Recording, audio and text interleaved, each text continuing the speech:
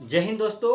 मैं आपका दोस्त श्यामलाल चौधरी आप सभी का हमारे YouTube चैनल श्यामलाल चौधरी पर बहुत बहुत स्वागत करता हूं। और आप सभी से निवेदन है कि अगर अभी तक आपने हमारा YouTube चैनल सब्सक्राइब नहीं किया हो तो जरूर कर लें और साथ ही साथ बेल आइकन को भी प्रेस जरूर कर दें, ताकि जब भी हम लाइव आएँ या जब भी हम नया वीडियो बनाएं तो आप तक नोटिफिकेशन पहुंच जाए। तो दोस्तों, आज मैं आपके समक्ष पर्यावरण की सीरीज के अंतर्गत एक महत्वपूर्ण वीडियो लेकर आया हूँ। यह वीडियो भारत के जो महत्वपूर्ण पर्यावरण संगठन है उनके बारे में है। और निश्चित रूप से दोस्तों, यह यूपीएससी, एमपीपीएससी और अन्य स्टेट सर्विस एग्जाम के लिए और जितने भी एग्जाम है जिसमें पर्यावरण सब्जेक्ट हैं उन सभी के लिए बहुत ही महत्वपूर्ण है, क्योंकि मैंने एक ही वीडियो में सभी महत्वपूर्ण संगठन को एकत्रित कर दिया है और उनके बारे में जो महत्वपूर्ण जानकारियाँ है वो मैंने यहाँ पर लिख दी है। तो दोस्तों चलते हैं, आपको मैं आज पढ़ने जा रहा हूँ भारत के मुख्य पर्यावरण संगठन, यानी कि भारत के जो मुख्य पर्यावरण संगठन है वो कौन कौन से हैं, उनकी स्थापना कब हुई, उनके मुख्यालय कहाँ पर है और उनका मुख्य कार्य क्या है। यानी कि दो तीन मुख्य बातें समझेंगे। पहली बात कि कौन सा संगठन है, उसका मुख्यालय कहाँ पर है, उसकी स्थापना कब हुई और उसका महत्वपूर्ण कार्य क्या है, ये सभी चीजें इसमें समझेंगे अपन। तो बात करते हैं दोस्तों, सबसे पहले बॉम्बे नेचुरल हिस्ट्री सोसाइटी। ठीक है, भारत के मुख्य पर्यावरण संगठन पढ़ रहे हैं हम, तो देखेंगे बॉम्बे नेचुरल हिस्ट्री सोसाइटी। नाम क्या है? Bombay natural history society. Hindi medium वाले और इंग्लिश मीडियम वाले सभी इसी को नाम याद रखेंगे, क्योंकि ये नाम बहुत फेमस है और इसी नाम से याद रखा जाता है इसको, इसलिए आप नाम यही रखेंगे बॉम्बे नेचुरल हिस्ट्री सोसाइटी। इसको शॉर्टकट में BNHS यानी कि बॉम्बे नेचुरल हिस्ट्री सोसाइटी भी बोलते हैं। BNHS यानी कि बॉम्बे नेचुरल हिस्ट्री सोसाइटी। पहली बात तो आपके दिमाग में स्पष्ट हो जानी चाहिए कि एक संगठन है पर्यावरण से संबंधित, उसका नाम क्या है? Bombay natural history society. दूसरी बात, इसकी स्थापना कब हुई? देखो फिर बोल रहा हूँ, स्थापना इतनी महत्वपूर्ण नहीं है, लेकिन कभी कभी जब किस्मत खराब होती है तो ये भी पूछ लेते हैं, इसलिए मैंने यहाँ पर लिख दी है सभी संगठन की स्थापना कब हुई, इसलिए आप देख लेना। लेकिन ज्यादा महत्वपूर्ण नहीं है, पुनः बता रहा हूँ मैं, ज्यादा महत्वपूर्ण नहीं है, लेकिन फिर भी देख लेना। 15 सितंबर 1883 को, 15 सितंबर 1883 को इसकी स्थापना हुई। किसकी? बॉम्बे नेचुरल हिस्ट्री सोसाइटी की। दूसरी बात, नाम से स्पष्ट है, क्या लिख रखा है? बॉम्बे नेचुरल हिस्ट्री सोसाइटी, इसलिए इसका बॉम्बे, इसका मतलब इसका मुख्यालय कहां पर होगा? मुंबई में होगा। तो सबसे महत्वपूर्ण पॉइंट ये है, अगर आपसे कोई पूछ ले कि बताइए बॉम्बे नेचुरल हिस्ट्री सोसाइटी का मुख्यालय कहां पर है, यह महत्वपूर्ण है। तो इसका कहां पर मुख्यालय? मुंबई में। ठीक है, मुंबई कहां पर है? महाराष्ट्र में, याद रखना। अगला है, देखो ये चीज क्या करता है, देखो जैव विविधता व पर्यावरण संरक्षण के लिए, याद रखना, वेरी वेरी इंपोर्टेंट, यानी कि बायोडायवर्सिटी और पर्यावरण संरक्षण यानी कि एनवायरमेंट प्रोटेक्शन के लिए अनुसंधान कार्य करने वाला भारत का सबसे बड़ा गैर सरकारी संगठन है। वेरी वेरी इंपोर्टेंट दोस्तों, यानी कि जैव विविधता के लिए कार्य करने वाला, पर्यावरण संरक्षण के लिए कार्य करने वाला, क्योंकि अपन पढ़ क्या रहे हैं? पर्यावरण संरक्षण से संबंधित संगठन पढ़ रहे हैं। तो देखो, जैव विविधता और पर्यावरण संरक्षण के लिए अनुसंधान कार्य का मतलब क्या है? उनसे इन पर रिसर्च करने के लिए, अनुसंधान करने के लिए, शोध करने के लिए, शोध करने वाला भारत का सबसे बड़ा, याद रखना, भारत का सबसे बड़ा क्या है? गैर सरकारी संगठन, यानी कि इसको क्या बोलते हैं? नॉन गवर्नमेंटल ऑर्गेनाइजेशन, यानी कि एनजीओ, इसे बोलते हैं एनजीओ, यानी कि गैर सरकारी संगठन है। और कौन सा? वो भी भारत का सबसे बड़ा है। किस क्षेत्र में कार्य करता है? ये कार्य करता है जैव विविधता और पर्यावरण संरक्षण के ऊपर रिसर्च करने का काम करता है। तो आपको बहुत सारी बातें समझ में आ गई होगी। पहली बात कि संगठन का नाम क्या है, तो नाम है बॉम्बे नेचुरल हिस्ट्री सोसाइटी। इसका मुख्यालय कहाँ पर है? तो मुंबई में है। स्थापना कब हुई? तो 15 सितंबर 1883 को हुई। और ये क्या है? तो ये भारत का सबसे बड़ा गैर सरकारी संगठन है, एनजीओ है, जो कि जैव विविधता और पर्यावरण संरक्षण के लिए कार्य करता है। आपको स्पष्ट समझ में आ गया होगा दोस्तों। आगे बढ़ते हैं। इसके लिए महत्वपूर्ण है इसका एक लोगो। आपने देखा होगा बहुत सारे संगठन है जिनका एक लोगो रहता है ना, एक पूरा लोगो रहता है। इसका लोगो क्या है? तो इसका लोगो जो है वो है ग्रेट हॉर्नबिल है। क्या है? ग्रेट हॉर्नबिल है ना, एक प्रकार का है जीव है, जिसे बोलते हैं ग्रेट हॉर्नबिल। तो अगर आपसे पूछ लें कि बॉम्बे नेचुरल हिस्ट्री सोसाइटी का लोगो क्या है, तो इसका लोगो है ग्रेट हॉर्नबिल है। और ध्यान रखना, ये एक पत्रिका का संपादन भी करता है। कौन? ये बॉम्बे नेचुरल हिस्ट्री सोसाइटी जो एक संगठन है, ये एक पत्रिका का संपादन करता है जिसका नाम है हॉर्नबिल। यानी कि याद रखना आसान हो गया दोस्तों, क्योंकि इसका लोगो है ग्रेट हॉर्नबिल और ये पत्रिका का संपादन भी करता है हॉर्नबिल का। आपको समझ में आ गया हो? 4-5 महत्वपूर्ण बातें याद रखना। अगर मैं आपसे पूछूं, अगर क्विक रीजन करना हो तो इसका क्विक रीजन ये होगा कि संगठन का नाम है बॉम्बे नेचुरल हिस्ट्री सोसाइटी है, जो कि एक गैर सरकारी संगठन है और भारत का सबसे बड़ा एनजीओ है, जो कि जैव विविधता और पर्यावरण संरक्षण के लिए कार्य करता है, इस पर रिसर्च करने का कार्य करता है। दूसरी बात, ये एक पत्रिका का संपादन करता है जिसका नाम है हॉर्नबिल पत्रिका। और आप देखेंगे इसका जो लोगो है ना, एक प्रकार का जो चिन्ह रहता है बना हुआ है यहाँ पर, वो ग्रेट हॉर्नबिल है। समझ आ गया आपको? ये महत्वपूर्ण जानकारी हो गई है। तो आपको समझ में आ गया होगा बॉम्बे नेचुरल हिस्ट्री सोसाइटी। ठीक है, अगले संगठन पर चलते हैं। समझ आ गया पहला संगठन। अब दूसरे संगठन में चलता हूँ, लास्ट में फिर मैं क्विक रिवीजन करूंगा, उसमें देख लेना पूरा समझ आ जाएगा। लेकिन अभी चलते हैं इसके बारे में, ये महत्वपूर्ण बातें होगी। अब अगला संगठन है भारतीय वनस्पति सर्वेक्षण, है ना, botanical survey of India, English में बोलते हैं बोटेनिकल सर्वे ऑफ इंडिया, आपने नाम सुना होगा इसका। इसका हिंदी में नाम है भारतीय वनस्पति सर्वेक्षण। और भारतीय वनस्पति सर्वेक्षण का नाम तो आपने कम सुना होगा, लेकिन इसका जो इंग्लिश नाम है बहुत ही फेमस है, बोटेनिकल सर्वे ऑफ इंडिया, यानी कि BSI। तो ध्यान रखना दोस्तों, इसकी स्थापना 1890 में हुई। कब इसकी स्थापना? इसकी स्थापना 1883 में हुई, और इसकी स्थापना 1890 में हुई। फिर बोल रहा हूँ, इसका जो स्थापना ज्यादा महत्वपूर्ण नहीं है, महत्वपूर्ण ये है। और इसका जो पुनर्गठन है 1954 में हुआ। और इसका जो मुख्यालय है, वेरी वेरी इंपोर्टेंट दोस्तों, इसका मुख्यालय कई एग्जाम में पूछा गया, बार बार पूछा जाता है, याद रखना, भारतीय वनस्पति सर्वेक्षण का मुख्यालय कहाँ पर है? कोलकाता में। अच्छा, इसके नाम से आपको एक चीज स्पष्ट समझ में आ रही होगी, क्या? कि भारतीय वनस्पति सर्वेक्षण है, यानी कि वनस्पतियों का सर्वेक्षण करने वाला संगठन है। यानी कि भारत में जितनी भी वनस्पतियां हैं, उन वनस्पतियों के सर्वेक्षण करने का काम कौन करता है? भारतीय वनस्पति सर्वेक्षण। नाम से स्पष्ट है, भारतीय वनस्पति सर्वेक्षण, यानी कि भारत में जितनी भी वनस्पतियां हैं, उनके सर्वेक्षण का कार्य कौन करता है? भारतीय वनस्पति सर्वेक्षण करता है। इसकी स्थापना 1890 में हुई, और इसका मुख्यालय कहाँ पर है? कोलकाता। कोलकाता बताओ, कोलकाता। कोलकाता जो है किसकी राजधानी है? याद रखना, आप नीचे कमेंट बॉक्स में देंगे, नीचे कमेंट बॉक्स में सभी जो है नीचे कमेंट करेंगे कि कोलकाता किसकी राजधानी। ठीक है, मैंने आपके लिए छोड़ रहा हूँ, ये अभी यहाँ नहीं बता रहा हूँ, कोलकाता किसकी राजधानी है। अपने भारत का एक राज्य है, उसकी राजधानी है कोलकाता, तो आप बताएंगे किसकी राजधानी है। तो कोलकाता में इसका मुख्यालय है। और इसका कार्य क्या है, वही मैंने आपको बताया, देश की जो वनस्पतियां हैं उन पर शोध करना, उन पर सर्वेक्षण करना। देश की वनस्पतियों का शोध और सर्वेक्षण करने का काम किसका है? भारतीय वनस्पति सर्वेक्षण का है। दोस्तों, नाम से ही स्पष्ट है, आपको रटने की कतई आवश्यकता नहीं है। भारतीय वनस्पति सर्वेक्षण क्या करता है? यानी कि भारत में जितनी भी वनस्पतियां हैं उन पर शोध करता है, उन पर सर्वेक्षण करता है। ठीक है, और इसका मुख्यालय कहाँ पर है? कोलकाता में। ये कुछ महत्वपूर्ण पॉइंट इसके हो गए। ठीक है, आगे बढ़ते हैं। अगला संगठन है दोस्तों भारतीय प्राणी सर्वेक्षण। क्या नाम है? भारतीय प्राणी सर्वेक्षण। जिस प्रकार से आपने यहाँ पढ़ा भारतीय वनस्पति सर्वेक्षण, तो ये क्या करता है? वनस्पतियों पर सर्वे करता है, वनस्पतियों पर अनुसंधान करता है। इसी प्रकार से यहाँ पर भारतीय प्राणी सर्वेक्षण, यानी कि प्राणी जो है, जितने भी जीव जंतु हैं, उन जीव जंतु पर सर्वेक्षण का कार्य, उन जीव जंतु पर अनुसंधान का कार्य कौन करता है? भारतीय प्राणी सर्वेक्षण करता है, यानी कि जूलॉजिकल सर्वे ऑफ इंडिया। ये भी आपने नाम सुना होगा, इसका भी इंग्लिश नाम बहुत फेमस है। क्या नाम है? Zoological survey of India. Zoological survey of India, ZSI, यानी कि भारतीय प्राणी सर्वेक्षण।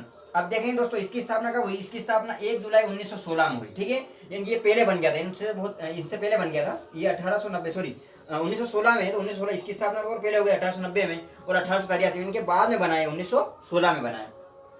तो 1 जुलाई 1916 में बना। और इसका मुख्यालय भी कहाँ पर है दोस्तों? कोलकाता में। तो याद रखना कितना आसान हो गया दोस्तों, यानी कि आपको भारतीय वनस्पति सर्वेक्षण का मुख्यालय कहाँ पर है? तो वो भी कोलकाता में। और भारतीय प्राणी सर्वेक्षण का मुख्यालय कहाँ पर है? वो भी कोलकाता में। यानी कि जीव जंतु से संबंधित जो सर्वेक्षण होता है, जीव जंतु से संबंधित जो भी अनुसंधान होता है, उसका कार्य कौन करता है? भारतीय प्राणी सर्वेक्षण करता है। और जो वनस्पतियों से संबंधित, पेड़ पौधों से संबंधित जो भी सर्वेक्षण होता है, वो कौन करता है? भारतीय वनस्पति सर्वेक्षण करता है। और दोनों का मुख्यालय कहाँ पर है दोस्तों? कोलकाता में। और मैंने आपसे पूछ लिया, कमेंट बॉक्स में बताना कोलकाता जो किसकी राजधानी है। आगे बढ़ते हैं। इसी में इसकी स्थापना 1 जुलाई 1916। फिर बोल रहा हूँ मैं, यहाँ पे स्थापना ज्यादा महत्वपूर्ण नहीं है, महत्वपूर्ण है मुख्यालय। मुख्यालय कहाँ पर है जरूर याद रखना। अगला है कार्य। क्या है कार्य? मैं आपको बता चुका हूँ। कार्य क्या है? महत्वपूर्ण जानवरों के बारे में शोध करना। जो भी महत्वपूर्ण जानवर हैं उनके बारे में शोध करना, अनुसंधान करना, सर्वे करना, वो अनुसंधान द्वारा जानकारी इकट्ठी करना उनके बारे में। समझ आया? क्या है? शोध करना, सर्वे करना और अनुसंधान द्वारा उनके बारे में जानकारी इकट्ठा करना, ये इसका मुख्य कार्य। समझ में आ गया आपको? महत्वपूर्ण बातें क्या है? इसका मुख्यालय कोलकाता में। और ये किस पर शोध करता है? ये प्राणियों पर, यानी कि जीव जंतुओं के अनुसंधान पर, इस पर ये शोध करता है। और यहाँ पर ध्यान रखेंगे, महत्वपूर्ण क्वेश्चन यहाँ पर बन रहा है, क्या कि भारतीय प्राणी सर्वेक्षण जो है ये कौन सी पत्रिका का संपादन करता है? वेरी वेरी इंपोर्टेंट दोस्तों, यहाँ भी आप नाम से याद रख सकते हैं, सिंपल सा। क्या बोल रहे हैं? प्राणी जात पत्रिका का संपादन करता है। तो प्राणी जात तो कौन करेगा? भारतीय प्राणी सर्वेक्षण। भारतीय प्राणी सर्वेक्षण किसका संपादन करेगा? प्राणी जात पत्रिका का करेगा। हॉर्नबिल जो पत्रिका, इसका कौन करेगा? तो बॉम्बे नेचुरल हिस्ट्री सोसाइटी करेगा। याद रखना, ये दोनों पत्रिका, एक हॉर्नबिल पत्रिका जो कि बॉम्बे नेचुरल हिस्ट्री सोसाइटी करता है, और यहाँ पर प्राणी जात, तो प्राणी से यहाँ पर भारतीय प्राणी सर्वेक्षण, तो भारतीय प्राणी सर्वेक्षण इसका क्या करता है? संपादन करता है। तो दोस्तों उम्मीद है मुझे आपको ये तीनों समझ में आ गया होगा। एक बॉम्बे नेचुरल हिस्ट्री सोसाइटी, इसका मुख्यालय मुंबई में है, इसका भारतीय वनस्पति सर्वेक्षण, इसका मुख्यालय कोलकाता में, और भारतीय प्राणी सर्वेक्षण, इसका मुख्यालय यहाँ पर है कोलकाता में। ये क्या करता है? आपने देखा, जैव विविधता और पर्यावरण संरक्षण से संबंधित शोध करता है, और ये जो है वनस्पतियों पर, यानी पेड़ पौधों पर सर्वेक्षण करता है, अनुसंधान करता है। और ये जो आप देखेंगे ये किस पर करता है? ये जितने भी प्राणी है, जीव जंतु है, उन पर शोध करने का काम ये करता है। आगे बढ़ते हैं। वेरी वेरी इंपोर्टेंट दोस्तों, आपने नाम सुना होगा सलीम अली, है ना? सलीम अली। तो सलीम अली क्या है आपको पता है? ये भी आप कमेंट बॉक्स में करना, क्योंकि पिछले वीडियो में बता चुका हूं। सलीम अली को क्या कहा जाता है ना? सलीम अली को क्या कहा जाता है? उनका जो उपनाम है, सलीम अली का एक उपनाम है, ये भी आप कमेंट बॉक्स में देंगे। तो देखो सलीम अली पक्षी विज्ञान और यहाँ पर देखेंगे प्राकृतिक इतिहास केंद्र, ये भी एक बहुत ही महत्वपूर्ण संगठन है दोस्तों, ध्यान रखना। और इसका मुख्यालय कई बार पूछ लिया गया है, कई एग्जाम में पूछा गया है कि बताइए सलीम अली पक्षी विज्ञान और प्राकृतिक इतिहास केंद्र का मुख्यालय कहाँ पर है। तो दोस्तों वेरी वेरी इंपॉर्टेंट है। और देखो यहाँ पर मुझे जाने का सौभाग्य भी मिला है, ये तमिलनाडु के कोयम्बटूर है ना, तमिलनाडु के कोयम्बटूर में है। तो ध्यान रखना कोयम्बटूर कहाँ का शहर है, तमिलनाडु का शहर है। तो कोयम्बटूर में याद रखना इसका मुख्यालय है। और इसकी स्थापना हुई है 5 जून 1990 को हुई। कब हुई, 5 जून को क्या माना जाता है, विश्व पर्यावरण दिवस। तो 5 जून 1990 को इसकी स्थापना हुई। सलीम अली पक्षी विज्ञान और प्राकृतिक इतिहास केंद्र, पूरा नाम क्या है, सलीम अली पक्षी विज्ञान और प्राकृतिक इतिहास केंद्र, क्योंकि ये पक्षियों से बहुत ज्यादा प्रेम करते थे और पक्षियों के संरक्षण के लिए इन्होंने बहुत काम किया है, इसीलिए सलीम अली पक्षी विज्ञान और प्राकृतिक इतिहास केंद्र बनाया गया है। और ध्यान रखना अब ये संगठन किस पर शोध करेगा, आप सोच लो भाई ये संगठन किस पर शोध करेगा, क्योंकि ये पक्षियों से संबंधित, इसलिए जो पक्षी से संबंधित जो भी शोध कार्य होता है, पक्षियों से संबंधित जो भी रिसर्च होता है, ये सभी काम कौन करता है दोस्तों, सलीम अली पक्षी विज्ञान और प्राकृतिक इतिहास केंद्र है। तो दोस्तों ये भी आपको समझ में आ गया होगा कि सलीम अली पक्षी विज्ञान और प्राकृतिक इतिहास केंद्र का मुख्यालय कहाँ पर है, तो कोयम्बटूर तमिलनाडु में। और ये क्या करता है, ये पक्षियों पर शोध करने का काम करता है। तो ये आपको 4-5 संगठन समझ में आ गए होंगे। आगे बढ़ते हैं, अगला संगठन है आपके समक्ष भारतीय वन्य जीव संस्थान, भारतीय वन्य जीव संस्थान। और इसका मैंने मुख्यालय पहले वाले टेस्ट में पूछा था आपसे, याद रखना भारतीय वन्य जीव संस्थान है ना, wild life institute of India, wild life institute of India, यानी कि भारतीय वन्य जीव संस्थान, ठीक है। याद रखना मुख्यालय कहाँ पर है, वेरी वेरी इंपॉर्टेंट दोस्तों, इसका मुख्यालय देहरादून में। और देहरादून कहाँ पर है, चलो ये तो मैं आपको बताता हूँ, देहरादून कहाँ पर है, उत्तराखंड में। तो मुख्यालय कहाँ पर है, देहरादून में। और इसकी स्थापना कब हुई, 1982 में। पुनः बोल रहा हूँ स्थापना इतनी महत्वपूर्ण नहीं है, लेकिन मुख्यालय बहुत महत्वपूर्ण है, मुख्यालय बहुत पूछे जाते हैं दोस्तों।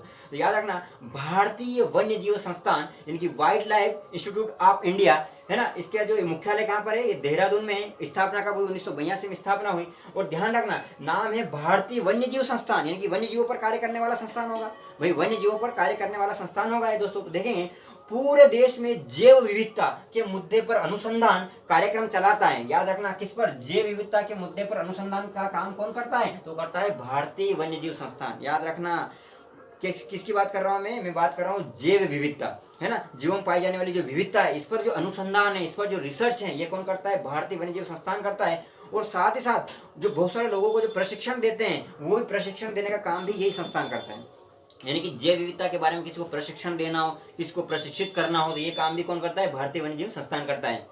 यानी अकादमिक प्रशिक्षण देने का काम भी ये करता है। यहाँ पर देखो क्या बोल रहा है कि वन्य जीव अनुसंधान व प्रबंधन के लिए प्रशिक्षण व अकादमिक कोर्स भी ये करवाता है। यानी कि अगर आपको वन्य जीवों से संबंधित अनुसंधान करना हो या वन्य जीवों से संबंधित कोई प्रशिक्षण आपको प्राप्त करना हो, तो आपको ये जो है भारतीय वन्य जीव संस्थान जो है ये अकादमिक कोर्स भी करवाते हैं। तो यहाँ पर आप इसका लाभ ले सकते हैं, समझा रहा आपको। तो वन्य जीव अनुसंधान और प्रबंधन के लिए प्रशिक्षण व अकादमिक कोर्स कौन करवाता है, ध्यान रखना कौन करवाता है, ये भारतीय वन्य जीव संस्थान करवाता है, समझ में आ रहा है आपको। यानी कि जो भी आप देखेंगे कि वन्य जीवों पर अनुसंधान करना हो या उसके प्रबंधन से संबंधित जो भी कोर्स हैं, जो अकादमिक कोर्स होते हैं, वो कौन करवाता है, तो भारतीय वन्य जीव संस्थान करवाता है। क्यों करवाता है, ताकि हमें जागरूकता है कि जैव विविधता हमारे लिए बहुत ही महत्वपूर्ण है और जैव विविधता के मुद्दे पर ही अनुसंधान और रिसर्च करने का काम भी ये करता है। तो दोस्तों यहाँ पर आपको महत्वपूर्ण बात क्या है, पहली बात कि भारतीय वन्य जीव संस्थान का मुख्यालय कहाँ पर है, तो देहरादून में। और ये संस्थान क्या करता है, तो ये जैव विविधता के मुद्दे पर अनुसंधान करता है। और अगर किसी को इस पर प्रशिक्षण लेना हो, तो प्रशिक्षण लेने के लिए यहाँ पर अकादमिक कोर्स भी ये करवाता है। आगे बढ़ते हैं, भारतीय वन सर्वेक्षण संस्थान, very very very very important question है दोस्तों। क्यों, क्योंकि ये इसके बारे में ध्यान रखना, ये क्या नाम है इसका, फॉरेस्ट सर्वे ऑफ इंडिया। मैं इसके बारे में पहले आपको पढ़ा चुका हूँ, याद करो, जो वन वाला मैंने आपको पढ़ाया था चैप्टर है ना, भारत की जो वन रिपोर्ट आई थी उसके बारे में यही देता है one report, forest survey of India, FSI, इसको बोलते हैं हिंदी में भारतीय वन सर्वेक्षण संस्थान, भारतीय वन सर्वेक्षण संस्थान यानी कि फॉरेस्ट सर्वे ऑफ इंडिया। तो दोस्तों ये क्या करता है आपको पहले पता है। इसकी स्थापना कब हुई थी, ध्यान रखना 1 जून 1981 को हुई थी, है ना। इसका ये सन जरूर याद रखना, इसका सन जरूर याद रखना, फिर बोल रहा हूँ मैं क्योंकि ये महत्वपूर्ण संगठन है। तो इसका सन याद रखना 1 जून 1981 को हुई थी स्थापना। दूसरी बात, इसका मुख्यालय कहाँ पर है दोस्तों, तो इसका मुख्यालय भी कहाँ पर है, देहरादून में। यानी कि भारतीय वन संरक्षण संस्थान का मुख्यालय भी देहरादून में और भारतीय वन्य जीव संस्थान का मुख्यालय देहरादून में। इसी प्रकार से आपने यहाँ देखा होगा कि भारतीय वनस्पति संरक्षण का मुख्यालय भी कोलकाता में और भारतीय प्राणी संरक्षण का मुख्यालय भी कोलकाता में। इस प्रकार से रिलेट करके याद करो, जल्दी याद आ जाएगा। तो इसका मुख्यालय कहाँ पर है, देहरादून में है। 1 जून 1981 की स्थापना हुई। और क्या कार्य क्या है, वही वनों का आकलन करना, वनों का सर्वे करना कि भैया हमारे देश में वन बढ़ रहे हैं कि या कम हो रहे हैं, है ना, बढ़ रहे हैं तो कितने बढ़ रहे हैं। ये आपने पूरा मैं रिपोर्ट पढ़ा चुका हूँ, उस रिपोर्ट को पुनः याद करने आना। अगर अभी तक आपने वो वीडियो नहीं देखा तो जरूर देखें दोस्तों, उससे आपको पता चलेगा कि हमारे देश में किस राज्य में सबसे ज्यादा वन है ना, या किस प्रतिशत के हिसाब से ज्यादा वन है। सभी महत्वपूर्ण क्वेश्चन मैंने उसमें करवा दिए हैं। तो भारतीय वन संरक्षण संस्थान जिसे बोलते हैं फॉरेस्ट सर्वे ऑफ इंडिया, मुख्यालय देहरादून में, स्थापना 1 जून 1981 को हुई। और कार्य है वनों का सर्वेक्षण करके प्रत्येक 2 सालों में, यानी मैंने आपको बताया था कितने सालों में रिपोर्ट देता है, 2-2 साल में। 2017 में आई थी रिपोर्ट और अभी जो रिपोर्ट आई 2019 में आ गई है। और ये वन स्थिति रिपोर्ट देता है। मैं आपसे पूछ सकता हूँ, वन स्थिति रिपोर्ट, भारत की जो वन स्थिति रिपोर्ट वो कौन सी संस्था देती है, तो देती है, कौन सी देती है, फॉरेस्ट सर्वे ऑफ इंडिया देती है। तो ये महत्वपूर्ण बातें हो गई। आगे बढ़ते हैं, ये भी वेरी इंपॉर्टेंट है दोस्तों, केंद्रीय प्रदूषण नियंत्रण बोर्ड, आपने बहुत नाम सुना होगा, केंद्रीय प्रदूषण नियंत्रण बोर्ड, है ना, समझ आ रहा है। तो देखेंगे सेंट्रल पोल्यूशन कंट्रोल बोर्ड इसको बोलते हैं, और ये नाम भी बहुत फेमस है इंग्लिश में, सेंट्रल पोल्यूशन कंट्रोल बोर्ड, इसको बोलते हैं केंद्रीय प्रदूषण नियंत्रण बोर्ड। और वेरी वेरी इंपॉर्टेंट दोस्तों, ये बहुत महत्वपूर्ण है, याद रखना। इसकी जो स्थापना हुई थी वो किसी एक अधिनियम के अंतर्गत हुई थी, और इसको जो शक्तियां मिली है वो भी एक अलग अधिनियम के अंतर्गत मिली है। यानी कि ये जो आपका केंद्रीय प्रदूषण नियंत्रण बोर्ड है ना दोस्तों, ये जो बोर्ड है इसकी जो स्थापना हुई ये एक एक्ट के अंतर्गत हुई, और इसको जो शक्तियां दी गई है वो एक दूसरे एक्ट के अंतर्गत दी गई। ये पूछ लिया जाता है बार बार, ठीक है, ध्यान रखेंगे। यहाँ पर मैं आपको बता रहा हूँ, जल प्रदूषण नियंत्रण व रोकथाम अधिनियम 1974, वेरी वेरी इंपोर्टेंट दोस्तों। क्या बोला मैंने, जल प्रदूषण नियंत्रण व रोकथाम अधिनियम कब आया था, 1974 में आया था। वेरी वेरी इंपोर्टेंट, याद रखना सन, ये सन याद रखना कि जल प्रदूषण को नियंत्रण व रोकथाम अधिनियम कब आया था, 1974 में आया था। और इसी के अंतर्गत सितंबर 1974 में, यानी कि एक्ट आया 1974 में, और 1974 में सितंबर में किसकी स्थापना हुई, केंद्रीय प्रदूषण नियंत्रण बोर्ड की स्थापना हुई। तो आप इसको भी याद रखना, ये भी सन याद रखना। एक तो ये सन महत्वपूर्ण है और एक ये सन भी महत्वपूर्ण है। तो ये सन भी याद रखना कि केंद्रीय प्रदूषण नियंत्रण बोर्ड की स्थापना कब हुई, तो इसकी स्थापना सितंबर 1974 में हुई। और किस एक्ट के तहत हुई, तो याद रखना, जल प्रदूषण नियंत्रण व रोकथाम अधिनियम 1974 के अंतर्गत हुई। और इसका मुख्यालय कहाँ पर है, वेरी वेरी इंपोर्टेंट, इसका मुख्यालय है दोस्तों नई दिल्ली में। हमारे जो देश की राजधानी है वहां पर है, नई दिल्ली में इसका मुख्यालय है। तो याद रखना, केंद्रीय प्रदूषण नियंत्रण बोर्ड नाम ही केंद्रीय प्रदूषण नियंत्रण बोर्ड, अधिकतर हमारे केंद्र संबंधित काम कहाँ पर होते हैं, नई दिल्ली में होते हैं। इस प्रकार से आप याद रख सकते हैं कि केंद्रीय प्रदूषण नियंत्रण बोर्ड का मुख्यालय कहाँ पर है, नई दिल्ली में। और इसकी जो स्थापना हुई वो किस एक्ट के अंतर्गत हुई, वो जल प्रदूषण नियंत्रण और रोकथाम अधिनियम 1974 के अंतर्गत हुई। कब हुई, सितंबर 1974 में हुई। आगे बढ़ते हैं, ध्यान रखना, ये एक सांविधिक संगठन है। सांविधिक, दो शब्द हैं, एक होता है संवैधानिक और एक होता है सांविधिक। एक होता है संवैधानिक, एक शब्द ये है संवैधानिक, एक है संवैधानिक शब्द, और एक होता है सांविधिक। सांविधिक, ठीक है, सांविधिक यहीं पर लिखा हुआ है, ये देख लो आप। तो ये सांविधिक और एक है संवैधानिक। इन दोनों में दोस्तों क्या अंतर है, संवैधानिक का मतलब होता है, मैं बता रहा हूं आपको अगर आपको नहीं पता हो तो, संवैधानिक का मतलब होता है जिनका वर्णन संविधान में हो। जैसे चुनाव आयोग, चुनाव आयोग कैसा संगठन है, एक संवैधानिक संगठन है, क्योंकि उसका जो वर्णन है संविधान के किसी अनुच्छेद के अंतर्गत किया गया है और संविधान में उसका वर्णन है, इसलिए उसको बोलते हैं संवैधानिक। और एक होता है सांविधिक। सांविधिक यानी कि किसी कोई कानून बना करके किसी संस्थान को बनाते हैं, उसको बोलते हैं अपन सांविधिक। सांविधिक यानी कि विधि द्वारा बनाया गया है, संविधान में इसका वर्णन नहीं है, संविधान में इसका वर्णन नहीं है, लेकिन हमने एक क्या एक्ट पारित करके इसको बनाया, इसलिए इसको बोलते हैं सांविधिक, यानी कि विधि के अंतर्गत बनाया गया है। लेकिन जिनका वर्णन संविधान में होता है या संविधान में जिनका वर्णन है उसको बोलते हैं संवैधानिक संस्थान। जैसे यूपीएससी का वर्णन संविधान में है, एक आर्टिकल है उसके लिए, यूपीएससी भी क्या कौन सा संगठन है, संवैधानिक संगठन हो गया। चुनाव आयोग कौन सा संगठन है, संवैधानिक संगठन हो गया। लेकिन यहाँ पर जो आप देखेंगे जल प्रदूषण नियंत्रण और रोकथाम अधिनियम जो है, सॉरी केंद्रीय प्रदूषण नियंत्रण बोर्ड जो है किस प्रकार का है, ये सांविधिक है, यानी कि विधि के अंतर्गत बनाया गया है, यानी किसी एक्ट के अंतर्गत इसको बनाया गया है। दोनों शब्दों में अंतर समझ आ गया आपको, एक संवैधानिक और एक सांविधिक। संवैधानिक यानी कि जिसका वर्णन संविधान में है, और सांविधिक यानी कि जिसका जो वर्णन है वो किसी एक्ट के अंतर्गत आता है, और इसी प्रकार से आप देख सकते हैं। तो सांविधिक संगठन क्या है, तो ये एक सांविधिक संगठन है जो पर्यावरण वन एवं जलवायु परिवर्तन मंत्रालय, वेरी वेरी इंपोर्टेंट दोस्तों, पर्यावरण वन एवं जलवायु परिवर्तन मंत्रालय, यानी कि हमारे यहाँ पर पर्यावरण से संबंधित मंत्रालय कौन सा है, यानी कि सबसे बड़ा निकाय आप देख सकते हैं जो पर्यावरण को लेकर सबसे बड़ा कार्य करने वाला जो आप देखेंगे मंत्रालय है, उसका नाम है पर्यावरण वन एवं जलवायु परिवर्तन मंत्रालय है। ठीक है, पर्यावरण वन एवं जलवायु परिवर्तन मंत्रालय के अंतर्गत ही बना हुआ एक सांविधिक संगठन है। ठीक है, और तकनीकी सेवाएं प्रदान करता है, यानी कि ध्यान रखना दोस्तों, ये जो संगठन है ना, ये केंद्रीय प्रदूषण नियंत्रण बोर्ड जो है ना, ये इस पूरे मंत्रालय को तकनीकी सेवाएं प्रदान करता है। यानी कि आपका जो पूरा जो मुख्यालय है पर्यावरण वन एवं जलवायु परिवर्तन मंत्रालय जो है, अगर इसको कोई तकनीकी सेवाएं प्राप्त करनी होती तो किससे प्राप्त करता है, ये प्राप्त करता है केंद्रीय प्रदूषण नियंत्रण बोर्ड से। समझ में आ रहा है आपको, यानी कि अगर पूरे मंत्रालय को अपना जो पर्यावरण एवं वन एवं जलवायु परिवर्तन मंत्रालय है, भारत का जो पर्यावरण वन एवं जलवायु परिवर्तन मंत्रालय है, अगर इसी को कोई तकनीकी सलाह चाहिए या तकनीकी सहायता प्राप्त करनी है तो किसको बोलता है? ये बोलता है केंद्रीय प्रदूषण नियंत्रण बोर्ड को बोलता है, जो कि एक सांविधिक संगठन है, जो कि किस एक्ट के अंतर्गत बना है? जो कि जल प्रदूषण नियंत्रण और रोकथाम अधिनियम 1974 के अंतर्गत बना है। अब दोस्तों एक क्वेश्चन और पूछ दिया जाता है और यहाँ पर कंफ्यूजन के लिए वो पूछते हैं, और वो पूछते हैं कि केंद्रीय प्रदूषण नियंत्रण बोर्ड को शक्तियां कहाँ से मिली है?